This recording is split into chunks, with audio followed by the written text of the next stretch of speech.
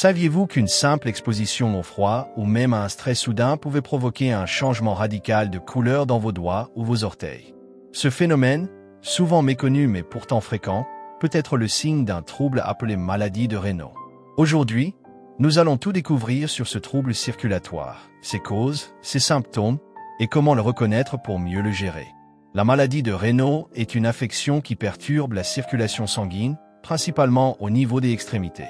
Elle peut sembler anodine au premier abord, mais elle révèle souvent un dérèglement de la réaction des vaisseaux sanguins face au froid ou au stress. Comprendre ce phénomène est essentiel pour éviter les complications et améliorer la qualité de vie des personnes qui en souffrent. Dans cette vidéo, nous allons détailler ce qu'est la maladie de Raynaud, pourquoi elle survient, comment l'identifier et quelles sont les options de prise en charge disponibles. La maladie de Raynaud, également appelée syndrome de Raynaud lorsqu'elle est associée à une autre pathologie, est un trouble circulatoire caractérisé par un rétrécissement temporaire et soudain des petits vaisseaux sanguins, généralement au niveau des doigts et des orteils.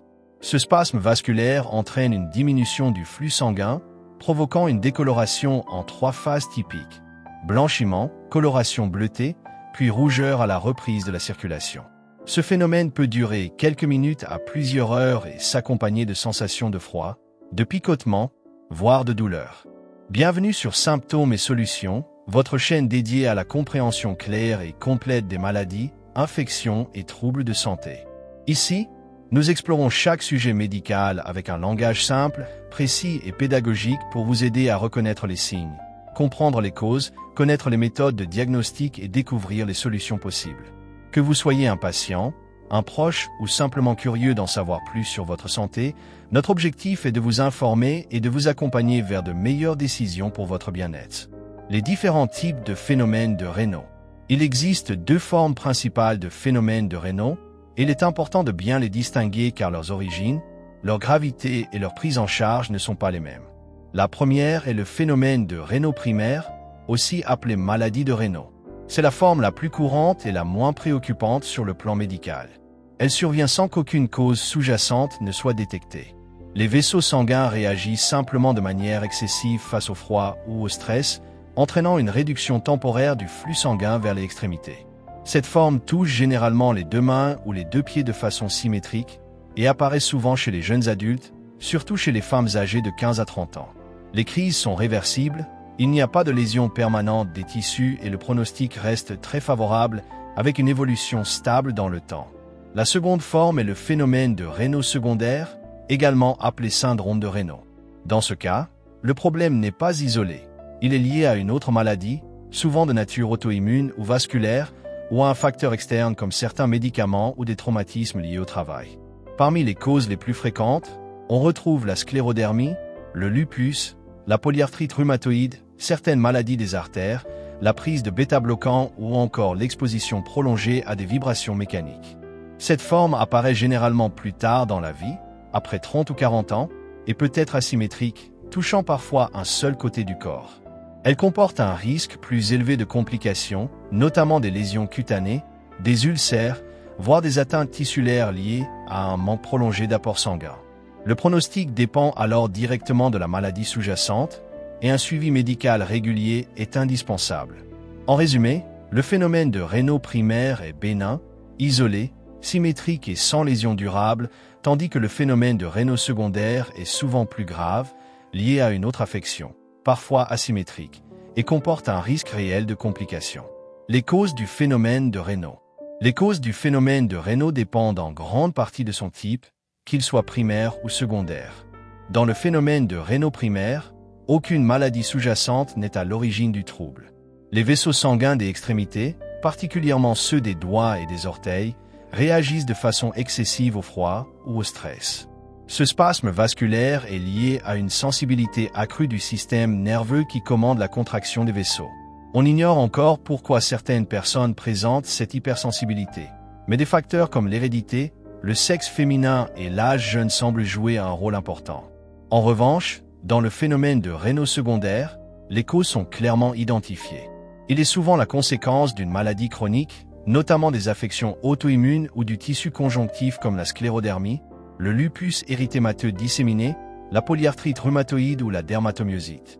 Certaines maladies des artères, comme l'athérosclérose ou la maladie de Buerger, peuvent également en être responsables. Des causes externes existent aussi, l'utilisation prolongée d'outils vibrants, des engelures répétées ou encore la prise de certains médicaments, notamment les bêta-bloquants, les traitements contre la migraine ou certains médicaments contre le cancer. Il faut également noter que le tabagisme aggrave fortement le phénomène de Raynaud, car la nicotine favorise la contraction des vaisseaux sanguins.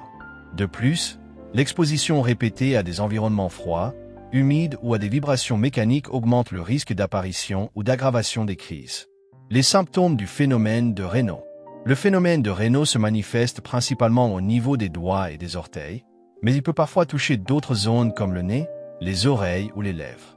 Les symptômes apparaissent généralement par crise, déclenchés par une exposition au froid ou par un stress émotionnel intense. Le signe le plus caractéristique est le changement de couleur de la peau en 3 phases successives. D'abord, les zones touchées deviennent blanches en raison d'un arrêt momentané de la circulation sanguine.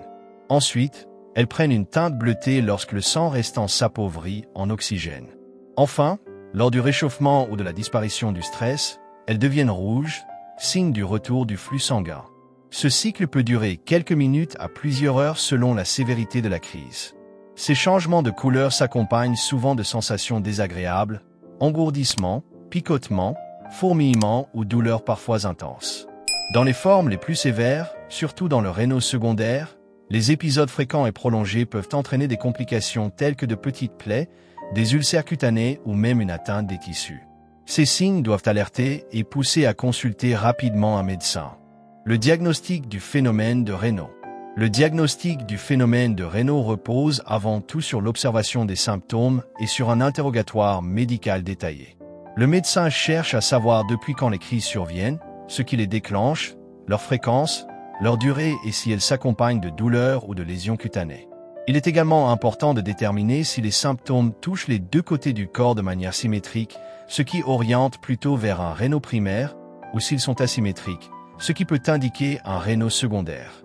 Un examen clinique est ensuite réalisé, souvent en dehors des crises, pour évaluer l'état de la peau, la présence éventuelle de plaies ou de cicatrices, et vérifier la circulation sanguine dans les mains et les pieds. Le médecin peut aussi pratiquer des tests simples, comme exposer les mains à l'air froid pour déclencher une crise et observer la réaction des vaisseaux sanguins.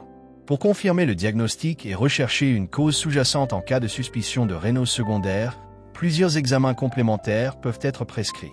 Une capillaroscopie, examen des petits vaisseaux sanguins à la base des ongles, des analyses de sang pour dépister une maladie auto-immune et parfois une échographie Doppler pour évaluer la circulation artérielle. Ces investigations permettent non seulement de poser le diagnostic précis, mais aussi d'orienter la prise en charge la plus adaptée à chaque patient. Les traitements du phénomène de Raynaud. Le traitement du phénomène de Raynaud dépend avant tout de son type, qu'il soit primaire ou secondaire, et de la gravité des symptômes. Dans le cas du Raynaud primaire, souvent bénin, la prise en charge repose principalement sur des mesures simples destinées à prévenir les crises. La priorité est de protéger les extrémités du froid. Porter des gants chauds, des chaussettes épaisses, éviter les changements brusques de température et réchauffer les mains ou les pieds dès les premiers signes de crise. La gestion du stress est également essentielle, car les émotions fortes peuvent déclencher ou aggraver les spasmes vasculaires. Lorsque ces mesures ne suffisent pas, ou dans le cadre d'un Raynaud secondaire, le médecin peut prescrire des médicaments vasodilatateurs qui aident à dilater les vaisseaux sanguins et à améliorer la circulation. Les plus courants sont les inhibiteurs calciques, utilisés à faible dose, ou d'autres traitements comme les dérivés nitrés en application locale.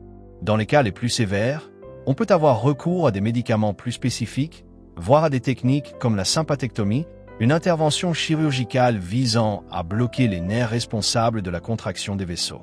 Pour le Raynaud secondaire, il est fondamental de traiter la cause sous-jacente. Par exemple, si le trouble est lié à une maladie auto-immune, la prise en charge de cette maladie peut réduire la fréquence et l'intensité des crises. L'arrêt du tabac est impératif car la nicotine resserre les vaisseaux et aggrave les symptômes.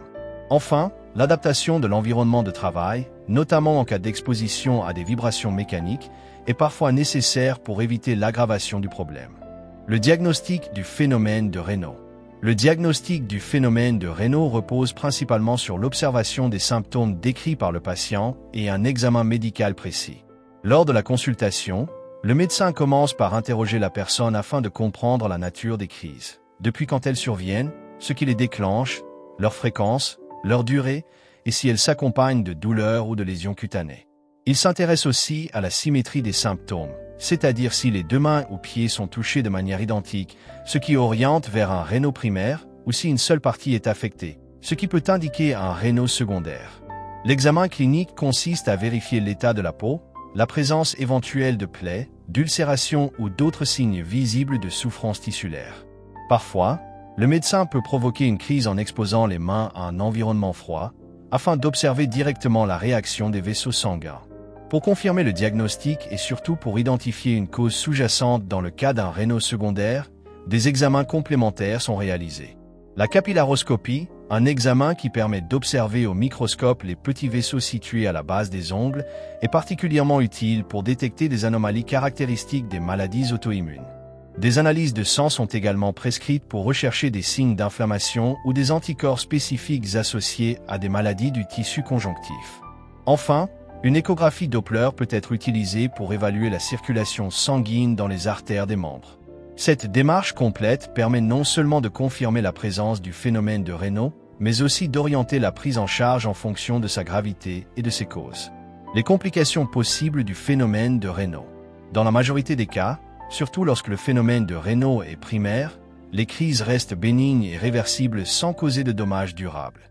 Cependant, lorsque les épisodes sont fréquents, prolongés, ou en cas de Raynaud secondaire, des complications peuvent survenir. La complication la plus courante est la survenue de lésions cutanées. Le manque prolongé de circulation sanguine peut entraîner des irritations, des fissures, voire des ulcères, c'est-à-dire des plaies ouvertes qui peuvent s'infecter si elles ne sont pas correctement soignées. Ces ulcères sont particulièrement préoccupants car ils peuvent retarder la cicatrisation et devenir source de douleurs chroniques. Dans les formes les plus sévères et rares, notamment en présence d'une maladie sous-jacente grave, le phénomène de Raynaud peut aboutir à une nécrose des tissus. Cette situation extrême, appelée gangrène, correspond à la mort localisée des cellules par manque d'oxygène et nécessite une intervention médicale urgente. Si elle n'est pas prise en charge rapidement, elle peut conduire à des amputations partielles des doigts ou des orteils.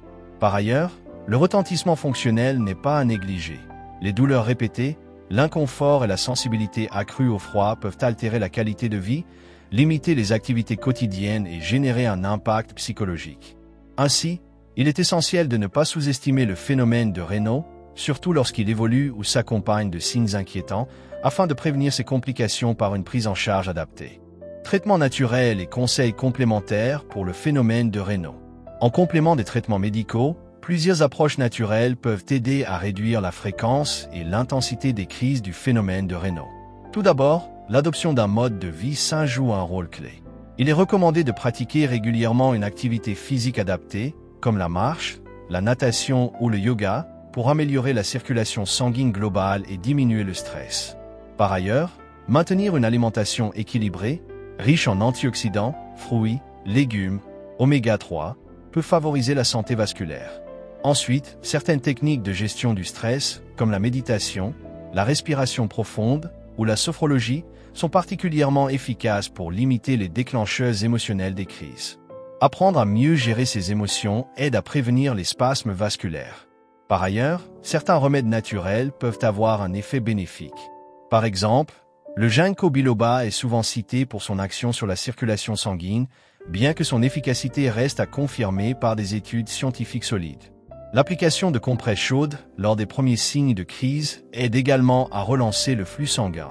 Enfin, il est important d'éviter certains facteurs aggravants, comme le tabac, la caféine en excès et les vêtements trop serrés, qui peuvent restreindre la circulation. Adopter une bonne hygiène de vie globale est donc essentiel pour accompagner les traitements classiques et mieux vivre avec la maladie. La prévention du phénomène de Raynaud. La prévention est un aspect essentiel pour limiter les crises du phénomène de Raynaud, surtout pour ceux qui en souffrent régulièrement. La première recommandation est de protéger efficacement les extrémités du froid. Cela signifie porter des gants bien isolants, des chaussettes épaisses et éviter les expositions prolongées à des températures basses. À la maison comme au travail, il est conseillé de maintenir une température ambiante confortable et d'éviter les courants d'air froid. Par ailleurs, il est important de réduire les facteurs de stress autant que possible car le stress émotionnel est un déclencheur fréquent des spasmes vasculaires. Des techniques de gestion du stress, comme la relaxation, la méditation ou la pratique régulière d'une activité physique adaptée, peuvent aider à mieux contrôler ces épisodes. Enfin, certaines habitudes de vie doivent être adoptées pour protéger sa circulation sanguine. Il est essentiel d'arrêter de fumer, car la nicotine aggrave la contraction des vaisseaux. De plus, limiter la consommation de caféine et d'alcool, et éviter l'exposition prolongée à des vibrations mécaniques, notamment sur les outils professionnels, contribue également à réduire la fréquence et la sévérité des crises. En appliquant ces mesures simples mais efficaces, il est possible de mieux vivre avec le phénomène de Raynaud et de prévenir ses complications potentielles. Pour résumer, la maladie de Raynaud est un trouble circulatoire qui se manifeste par des crises de spasmes des petits vaisseaux sanguins, principalement aux extrémités, entraînant des changements de couleur, des douleurs et des sensations de froid. Il existe deux formes principales, la forme primaire, généralement bénigne et isolée, et la forme secondaire, liée à d'autres maladies et pouvant entraîner des complications plus graves. Comprendre les causes, reconnaître les symptômes et poser un diagnostic précis sont essentiels pour bien gérer cette affection. Les traitements reposent sur des mesures simples de protection contre le froid et la gestion du stress, complétés par des médicaments si nécessaire, surtout dans les formes secondaires. Enfin, adopter un mode de vie sain et éviter les facteurs aggravants permet de limiter les crises et d'améliorer la qualité de vie. Si vous pensez souffrir du phénomène de Raynaud ou si vous avez des questions sur ce sujet, n'hésitez pas à consulter un professionnel de santé pour un diagnostic adapté. Merci d'avoir regardé cette vidéo sur symptômes et solutions. Pour ne rien manquer de nos prochaines publications, abonnez-vous à la chaîne, activez la cloche de notification et partagez cette vidéo avec vos proches. Prenez soin de vous et à très bientôt pour d'autres conseils santé clairs et accessibles.